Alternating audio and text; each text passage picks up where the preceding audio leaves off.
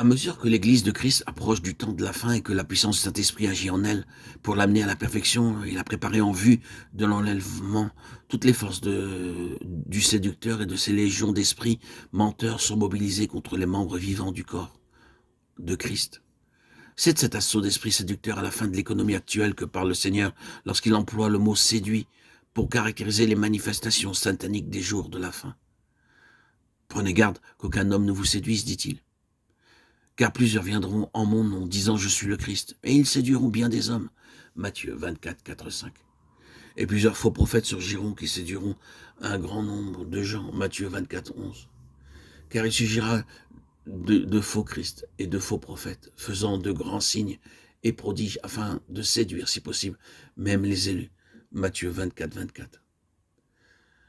Des citations qui précèdent, il ressort que la séduction annoncée est du domaine spirituel. À la fin de l'économie, les fidèles attendent la venue du Seigneur. Ils sont attentifs, intéressés à tout ce qui se passe dans le domaine surnaturel. Et les esprits séducteurs se prévalent de cette expectative pour les faire tomber au piège de faux Christ, de faux prophètes, de grands signes et de prodiges, où les contrefaçons sont mêlées aux vraies manifestations de l'Esprit de Dieu.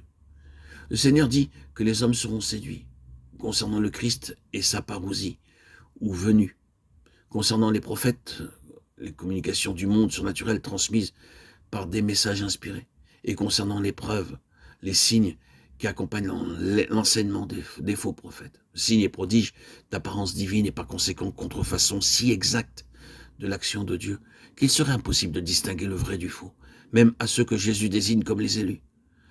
Ceux-ci devront donc avoir pour se prononcer entre l'un et l'autre quelques critériums autres que les apparences.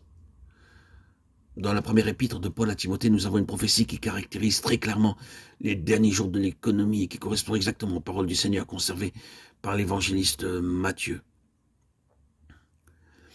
Les deux lettres de Paul à Timothée sont les deux dernières épîtres qu'écrivit l'apôtre avant de partir pour être avec Christ. L'une et l'autre furent rédigées en prison, et la prison fut pour Paul ce que Patmos fut pour Jean. Exilé, l'apôtre Jean, ravi en esprit, reçoit la révélation des choses à venir. Apocalypse 1:10. L'apôtre Jean était en esprit, ce qui était une condition d'entier détachement de la terre.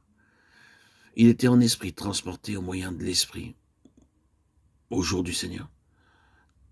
Quant à l'apôtre Paul, lui, donne ses dernières instructions pour l'Église de Christ, règles de conduite pour tous les temps, qui ne s'adresse pas seulement à Timothée, mais à tous les serviteurs de Dieu, ayant affaire avec sa maison.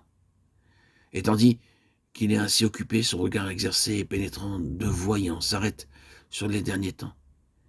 Et par le commandement exprès de l'Esprit de Dieu, il annonce en quelques phrases concises le danger qui menacera l'Église d'alors. Ainsi, autrefois les prophètes de l'Ancienne Alliance transmettaient à Israël le message divin, prophétie d'une portée souvent incalculable, qui n'était parfaitement comprise qu'au moment de son accomplissement. L'apôtre écrit ceci: l'Esprit dit expressément que dans les derniers temps, quelques-uns abandonneront la foi pour s'attacher à des esprits séducteurs et à des doctrines de démons, par le moyen d'hypocrites menteurs qui portent sur leur conscience même la marque de la flétrissure. À Timothée 3, 1, 2.